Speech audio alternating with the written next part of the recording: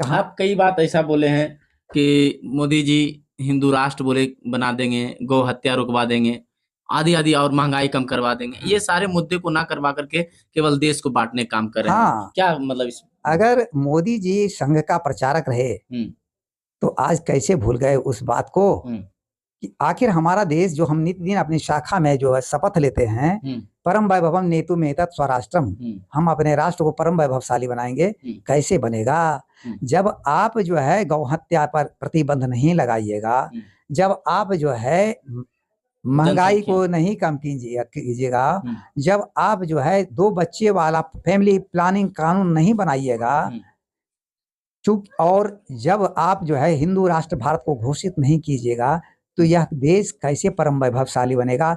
आप तो हम कहते हैं आरएसएस, तो हमको आरएसएस में ही हमको अधिकारी सिखाते थे, वहां पर बौद्धिक देते थे, वो कहते थे कि लीक लीक गाड़ी चले, लीक के चले कपूत, बे लीक 3 चले, शायर सिंह सपूत। तो हम कहते हैं ठीक है, आपने हमको सिखाया, आप ही ने हमको सिखाया है कि बे लीक पर चलो, किसी के लीक पर न चलो, ना महात्मा गांधी का अनुयायी, वो किसी का अनुयायी नहीं बनो, अपना एक नया लीक तैयार करो जिस पर लोग चले। आप सीख देते हैं तो मैं आपके लीक पर क्यों चलूं। आप हमको रोज रोज रटा रहे हैं कि परम वैभवम नेतु मेतत् स्वराष्ट्रम, लेकिन कैसे जाएगा परम वैभव पर। हम नहीं आपका बात मानेंगे, हम बात आपका नहीं मानते हैं। इसलिए आप हमको जब इन चारों बातों कि भारत कैसे भारत हिंदू राष्ट्र बने, भारत में 2 बच्चे वाला कानून बने, भारत में जो है गौ हत्या पर प्रतिबंध हो, इन सारे बातों को अगर जब तक आप लागू नहीं करते हैं, मैं अब इस बात में कोई रुचि नहीं रखता हूं, मैं इस लीक पर नहीं चल सकता हूं। मोदी जी बेलीक नहीं, बल्कि मोदी जी एक जो है तो सपूत निकले कपूत निकले, वो सपूत नहीं थे, वो एक जो है एक छलिया थे। मोदी जी हम मोदी छलिया हैं, वो केवल अपना आरएसएस का चोला पहन करके देशवासियों को ठगे हैं, आरएसएस को ठगे हैं। और नहीं अगर ठगे होते तो आज जो है 10 वर्ष बीत गया, 10 वर्ष से अधिक हो गया, एक भी चीज जो हम बोल चुके हैं, हिंदू राष्ट्र और गौ हत्या, 2 बच्चे वाला फैमिली प्लानिंग कानून, इन सभी महंगाई, इन सारी बातों पर उन्होंने जरा सा भी ध्यान क्यों नहीं दिया। बगैर इसको जब तक लागू किए बगैर भारत परम वैभव जाएगा, यह हो ही नहीं सकता है। मोदी जी हमेशा कहते थे, 10 साल जब आए थे, हर भाषण कहते काला धन, बेरोजगारी। अब 10 साल से लगभग 5 साल के बाद से कभी उनके मुंह से ये सब सुनाई नहीं पड़ता, महंगाई, बेरोजगारी, भ्रष्टाचारी, काला धन। आखिर क्यों? महंगाई वो तो उनके नजर में बस राम राज लाना है। किनके लिए लाना है? उनके लिए केवल अडानी ग्रुप के लिए राम राज लाना था उनको। क्या बात कर रहे हैं? जनता के लिए राम राज तो कुछ नहीं है। जनता के लिए तो ये एकदम विभत्स राज है। कहाँ 28, आज से 10 साल पहले 28,000 रुपया भरी सोना था, आज है 78,000 रुपया भरी सोना हो गया, 80। हाँ, तो हम कहते हैं कि आज एक बेटी का जब विवाह करने के पीछे सोचना पड़ता है कि एक बाप जो है अपने दामाद को कम से कम एक अंगूठी तो जरूर देगा, एक बेटी को जो है एक नाक में एक कान में तो जरूर देता है, कितना गरीब रहता है। आपने तो मोदी जी ऐसा कर दिया कि गरीबों का इज्जत ही नहीं रहने दिया। आप सिर्फ अडानी को देखे, आपको पता नहीं, आप तो जाइएगा दुनिया से, आपका तो कोई नहीं, आपकी पत्नी भी आपकी नहीं है। आपने पत्नी को ही नहीं माना तो दुनिया और देश को क्या मानिएगा। आप तो जो है केवल अय्यासी करने वाले लोग हैं। हाँ, आप अय्यासी करने वाले, महंगा भोजन करते हैं, आपके लिए स्पेशल बावर्ची है। आप पूरे दुनिया को घूम गए और करीब 200-250 देश घूम गए होंगे, तो आप जो है केवल घूम घूम करके मजा लिए हैं दुनिया का। अरे इतने देश घूमने वाले प्रधानमंत्री चाहते तो रामराज क्या, वो जो है सब कुछ हो जाता है यहाँ, रामराज जैसा सब कुछ हो जाता है यहाँ। मोदी जी अब कह रहे हैं कि मैंने कभी भी हिंदू राष्ट्र की बात नहीं किया। अब उनका एक भाषण, मोदी जी हिंदू राष्ट्र की बात नहीं किया। अगर वो मोदी जी अब स्वयं समझते हैं कि हम मोदी जी बोल रहे हैं, हम आरएसएस का कोई नहीं है, आरएसएस का हमारे पर कोई प्रभाव नहीं है, तो कुछ भी बोल सकते हैं। और आरएसएस को वो नहीं मानते हैं तो कुछ भी, अगर वो आरएसएस का चोला पहनते हैं, आरएसएस के विचारधारा में वो दिखाते हैं कि हम आरएसएस के आदमी हैं, तो फिर मोहन भागवत को लेके साथ में क्यों बैठते हैं? अगर वो हमारे स्ट्रेटजी में हिंदू राष्ट्र नहीं है, कैसे नहीं कहेंगे वो?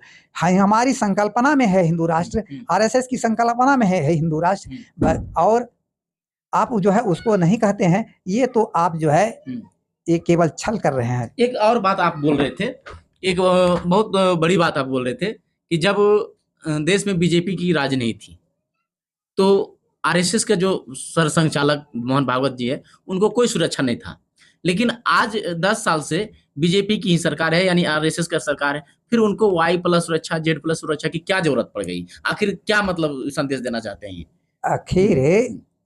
आखिर तो कुछ तो करना था अडानी जी को। इनके लिए सुरक्षा का इंतजाम ये मोदी जी के द्वारा वो सुरक्षा का इंतजाम उन्हें करवाया गया। क्यों करवाया गया? इसलिए कि जानता है कि बीजेपी का आधार स्तंभ जो है ये आरएसएस ही है। आज जो है ये हरियाणा में जो चुनाव हुआ उसमें 7,000 कैंप करके 7,000 सभाएं किया गया आरएसएस के द्वारा। आखिर क्यों? ये आरएसएस जड़ में जा करके वहाँ इन लोगों को जगाता है, उत्प्रेरित करता है और हिंदुत्व की भावना जगाकर वोट को जो है कन्वर्ट करवाता है। तो ये काम तो जो है उन्हीं के लिए किया जा रहा है तो क्यों नहीं सुरक्षा देंगे उनको? यानी इसका मतलब है कि देश सुरक्षित नहीं है, देश खतरे में, इसलिए उनको सुरक्षा। पहले तो आरएसएस जब कांग्रेस की सरकार थी तो उन्हें सुरक्षा डर कोई डर नहीं था। कांग्रेस की सरकार थी उस समय तो ज्यादा ही असुरक्षा थी, तो उस समय लेकिन उस समय हमारे स्वयंसेवक जो होते थे तो वो स्वयंसेवक ही अपने दंड के सहारे ही उनकी रक्षा किया करते थे और कार्यालय में रहते थे, निर्भय होकर के रहते थे और दंड लेकर के ही वहां पर जो है जो प्रक्रिया पद्धति है वो केवल प्रतिक्रिया पद्धति पूरा करते थे। लेकिन एक दंड वाला स्वयंसेवक कितना सुरक्षा कर सकता है आप सोच सकते हैं। ये सुरक्षा नहीं बल्कि एक हमारा जो है वो एक जो है एक रणनीति हम बता रहे थे कि वो एक खाली हमारा ये है जो हमारा जो है हम सिद्धांत है, प्रचलन है। अच्छा। वो प्रचलन को अपना दिखा रहे थे कि इस तरह से हम लोग को रहना चाहिए, करना चाहिए।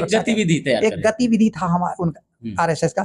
लेकिन आरएसएस के जो सरसंघचालक थे बिल्कुल निर्भय और एकदम रहते थे। जब उनकी राज आ गई, उनकी राज आ गई और इस तरह का जो है जो उनको सुरक्षा दिया गया है सरकार के द्वारा, ये सुरक्षा देने का मतलब जो है अति स्वार्थ है। क्योंकि वो जानते हैं कि लंबा राज करने के लिए, लंबे राज करने के लिए ये अडानी ग्रुप और मोदी जी ये चाहते हैं कि बीजेपी का राज चले, लंबा चले, कांग्रेस नष्ट हो जाए, विपक्ष नष्ट हो जाए, विपक्ष 0 पर रहे। इसलिए वो जानते हैं कि आखिर जब इस तरह की भावना आ जाएगी लोगों के मन में कि हाँ ये तो हम लोगों को दरकिनार ही रखेगा सब दिन, इसलिए हो सकता है कि इनके ऊपर जो है हमला हो सकता है। तो इसलिए जो है पहले से जो है इनको मैंने सुरक्षा प्रदान कर दिया गया। यानी आप इनडायरेक्टली कहना चाह रहे हैं कि मोदी जी जो है अडानी का एजेंट है। मोदी जी का जो बुद्धिजीवी हैं मैं समझता हूँ वो खुद समझते होंगे कि मोदी जी आज तक जो भी किए हैं अडानी ग्रुप के लिए किए हैं, उद्योगपतियों के लिए किए हैं। आप बताइए रेल का निजीकरण, किस निजीकरण से किसको फायदा होगा? जितने भी निजीकरण है उससे किससे फायदा होगा? ये उद्योगपतियों को होगा फायदा, और उन उद्योगपतियों को होगा जो उनके ग्रुप में है, अडानी ग्रुप में है, उनको फायदा होगा। उद्योगपति तो बहुत है, अच्छा, लेकिन वो अडानी ग्रुप इनको संचालित करता है, उन्हीं को फायदा दिलवाते हैं। कभी ये अभी हम बताए कि मुंबई में एयरपोर्ट में दिवाली का तोहफा 12,770 करोड़ रुपया का लोन उनका जो माफ किया गया है, ये क्या है? ये क्या है? ये गरीबों का खून चूसने वाली सरकार है। और ये जनसंघ का उत्पत्ति नहीं है, बीजेपी जनसंघ की उत्पत्ति नहीं, ये धनसंघ की उत्पत्ति है। ये धनसंघ की उत्पत्ति है, इसलिए ये आम जनता की नहीं है। चलिए, जैसा कि अभी आप सुन रहे थे, आरएसएस के बाल स्वयंसेवक रह चुके हैं और बाल स्वयंसेवक से अब तक वही आरएसएस में ही है। लेकिन इनका साफ स्पष्ट रूप से कहना है कि मोदी जी ने आरएसएस को केवल अपने फायदे के लिए और अडानी ग्रुप के फायदे के लिए प्रयोग किया है। जैसा कि आप वीडियो में सुन रहे थे, कैसा लगा और इनकी बातों में कितनी जान है और कितने दम है, आप भी अपनी प्रतिक्रिया को कमेंट बॉक्स में जरूर लिखें और ऐसे ही खबरों को देखने के लिए बने रहे हमारे साथ। धन्यवाद।